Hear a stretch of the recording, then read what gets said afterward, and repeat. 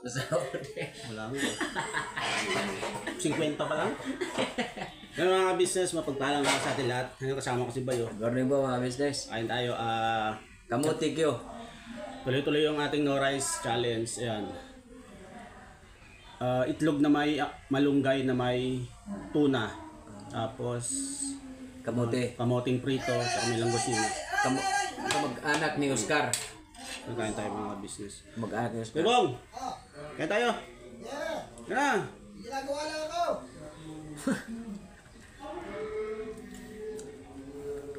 Kain tayo mga business. Kaya si Bay. Maaga sila ngayon. Ang oras ba? Last cheese. Good. Tanghali na pala. Init pala. Bago luto lang. Mamak ba ng katid? Hindi. Saan ang ulo ko? Dito ko ano ba yun? Bakit? Dito ko. Naatakan na naman yung high blood mo. Ito kami.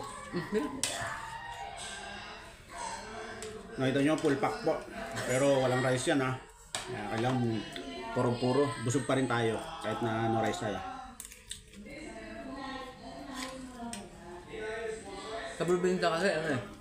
Pag magsaing ka, isang taka lang na bigas tapos yung mga sahog mga ganito. Kamote, Kahit ano. mais, Kaya na tinatawag lang ano eh. Saksak sinagol. Masustansya yun, no? Ang sarap na ano. Sarap ng tapos gulay-gulay lang pagkain no. Ikaw na yun. Ano na, sariwa, no? Sabi ng mga tao, payat ka pero ano, yung sulit ba? Di pa ako nalagay ng asin mga business. Hindi ako naglagay ng asin pati sa kamote. Natural. Prinito ko lang prito. Kasi doon sa probinsya talagang pipitasin mo na lang ng gulay, ma. Lalo pag mga alas 5 pa, sariwang-sariwa talaga. Dito kasi, ano, lanta na, mal pa. Oo. Yun lang. Parang lamang sa probinsya, yung mga pagkain. Pero kung pag-usapan ay sa lapi, wala. Mahirap talaga. Pero ano din ngayon? Siyempre, yung mga nasa bundok, lalo doon sa amin, maraming ayta. Magugulang na din. Mahal na din magbenta ng mga saging, balanghoy, kamote, gabi. Maliban na lang talaga kung may kaya ka sa buhay. Pero pag-usapan yung ano lang, yung practical na hanap buhay, wala. Talo ang mga mahihirap. Oo naman. Biruin mo, dati, nagsimula ako mag-start ng trabaho nung hindi na ako nag-aral. 80 pesos isang araw, magdadamo. Gano'n naman. Sa'yo nga 80, sa akin nasubukan ko 50. Oo. 50 pesos po. Grabe. Ano ako noon? 15 years old. Ganun din ako. 15 years old, makikihukay kami ng kamote, makikibilad ng palay. 50 pesos ang sahod at pag medyo mabait-bait yung may-ari, may Parang bonus. isang salup na bigas. Hindi pa kinikilo ang bigas noon mga ka-business. Salup-salup pa. Tanatawag nilang gantang. O yung sa lata pa na malaki, gano'n. Sa lahat ng biskwit. Gano'n. Kaya dalawang ngayon. Tapos mag-start ka pa, 80 pesos, start ka ng alas 6 ng ano? Umaga. Kaya, sabi nun, kahit nung pumasok ako ng talyer mga business sa uncle ko, ano ako doon, apprentice, 50, isang araw, kada linggo sahod. Magkano may ipon, so 50, sabi mong gano'n. Siyempre magastos pa tayo noon, yun lang. Di ba, may bisyo pa. Tagay-tagay pa noon. Siyempre, yun naman talaga ang sa atin eh. Dati sa probinsya. Tagay-tagay, bilog-bilog. Pero dati yun mga business. Dati ngayon, hindi na. As in, Pag kumikita ka, parang sa sarili mo lang eh. parang ano mo sa sarili mo. Enjoy mo sarili mo eh. Kaya kumita ka ng kalma isang linggo, 500. Bayaman ka na nun. Kasi malaki ng pera dati eh. Bong, ano? Hay ka naman sa vlog ko. Yeah! Yeah! Yeah! Sarap po yung kamote. Hindi, pero may masarap pa dyan. Bata! Data. Tapos nag-start ako ng ng tag 25 pesos yung isang galon ng tuba. Nang giti ako. Na mag-ano ko noon, mag 18 years old. Yun ang kasi wala ko ibang hanap buhay eh. Magtuba. Kada linggo ang balanse. 25 pesos. Pero nung nakauwi kami, nung nag-tour kami, unang tour kasama ang ka-business family, 100 na. Ang isang galon? Oo. Bagong ano yun? Bagong Bagong kuha. Ang kuha. Sarap nun, no? Pero nakakalasing na ba yun? Makalasing siya pero hindi siya kagaya sa mga alcoholic. Ba natural kasi yun, no? Pero pag yun binuro na, yung parang naging na, dambanog ang tawag doon, matapang na yun, parang puputi na siya. Yeah. Kasi pag ang tuba, Ang tuba kasi na puro yung kulay puti, manamis-namis pa yun. pag isang linggo na hindi mo na mainom yun. Kasi suka na yun. Suka na. Pero pag may kulay na, isang linggo, mainom mo pa yun. Pula. Kasi lagyan mo yun ng coke eh. Tama. Pero pag puti, hindi mo na mainom yun. Suka na yun. Yan lang ang ginawa ko pang load. Dati cellphone pa, keypad pa lang eh. Lipad pa. Pero masarap ang buhay nun, timple lang, no? Sa probinsya talaga. Saan yung basta among sayawan kahit malayo. Pupuntahan. Nakakarin mo mga 1 oras mahigit. Buti sa amin, malapit-lapit yung pag may sayawan. 90s. Kaya lakad lang. Masarap balikan ng mga mga bilo na 80s, 90s. Kain po, kain po, kain po. Di ba? Kailan ba dadayt ka? Dadad niya ko. Kain po, kain po. Topless po kasi si Kuya Bong.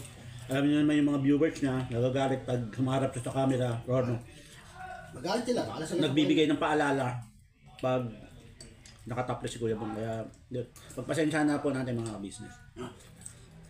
Ala. Bye, pala. Ito na. Maubos to. Kaya nga mga business, balikan namin kayo. Alright, mga business. Medyo pre-prepared din eh. Yan mga ka-business, kararating ni Amaro galing school. So kain po tayo. Pray muna tayo, Mara.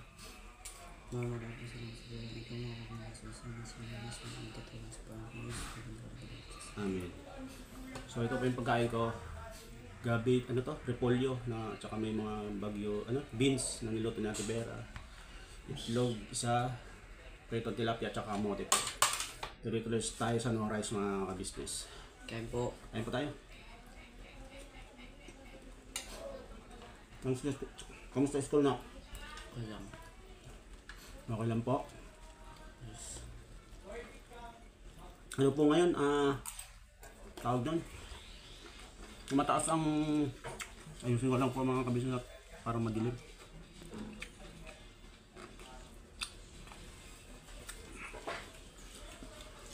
Mataas po yung heat index ngayon dito sa Philippines. Kaya parang magkano ba kayo ulit? Module or online? Kasi nag-chat sa akin yung nagbasa ako sa GC, may binamag message yung teacher ni Amaro na parang ang tawag doon? Voting kung anong gustong klase ng study yung pipiliin ng mga magulang para sa anak nila. Ang nakalagay po doon is online class or modular. So, ang pinili mo? Online. Ganun din po ang pinili ko. Kailan kaya ayan yun nak? Kailan implement? Sure eh. Ha? Wala pa sinabi? Kasi sobrang init po ngayon. At alam niyo po yung init ngayon, iba na hindi tulad nung dati. Kuya Bong po duman. Hindi ka din sure kung matutuloy. Hindi pa sure. So pinagpaplanuhan pala ba? Yun po mga ka-business. Nagpaplanuhan pa lang kung mag-modular o online kasi nga syempre marami ang estudyante. Pero kasi may umaga may panghapon po sa pasok nila Amaro sa dami ng estudyante. Kaya baka overcrowded po yung room. Kahit na may electric pan, mainit talaga.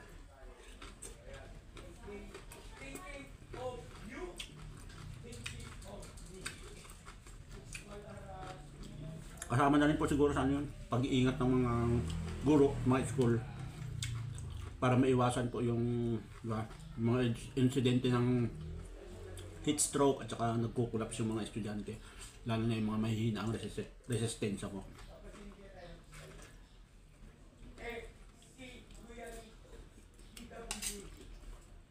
Tsaka malapit na yung ano eh. Yung bakasyon, baka hindi na matuloy yun. Bakit? 1 month pa lang. Opo.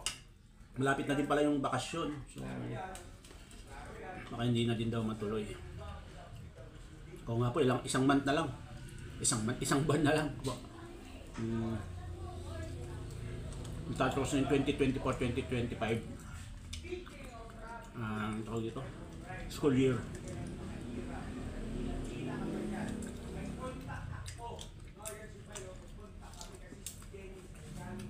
Kaya po mga ka-business, anong ano nyo?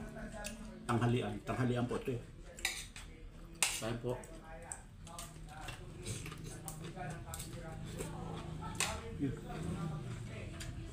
Bili ko lang yung kamote dyan lang sa bandang labasan. Isang piraso po 16 pesos. Samantalang sa probinsya, pinupulot lang namin to, libre lang. Pag dito ka sa city, sa Manila po, ay grabe. 16 pesos isang kamote.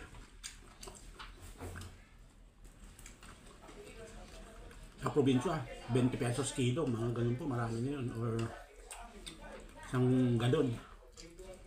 Kaya grabe na ang mga bilihin po talaga. Ayan. Yung kahapon po nag-shooting na naman po ng teleserye. At ang mga scene doon is kami nila Amaro, Welda mo, tsaka si Dick, tsaka yung kanyang asawa. Abang supportahan niyo po. Mga business, support po. Puro one take po yun. Congrats na ka. Puro one take yung binibigyan sa kanyang scene. Puro one take lang. Pero hindi naman po kami professional eh. Hindi kami professional sa ganyong larangan. Ini-enjoy lang namin yung moments at mga binibigyan instruction ni Kuya Ka-Business. Yun po.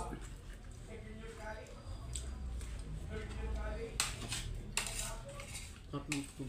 Yun po.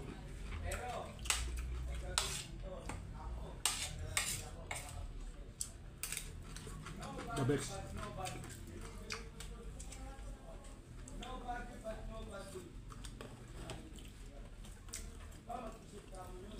Gusto lalaki pa ng tilapia. Prito. Kanadot ng ganda. Kanadot. Yun at beta.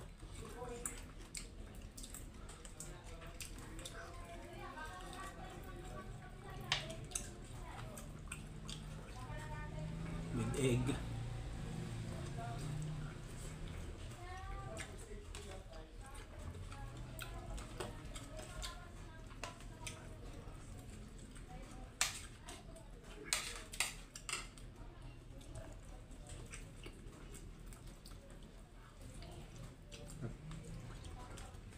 Yung mga business balikan po namin kaya.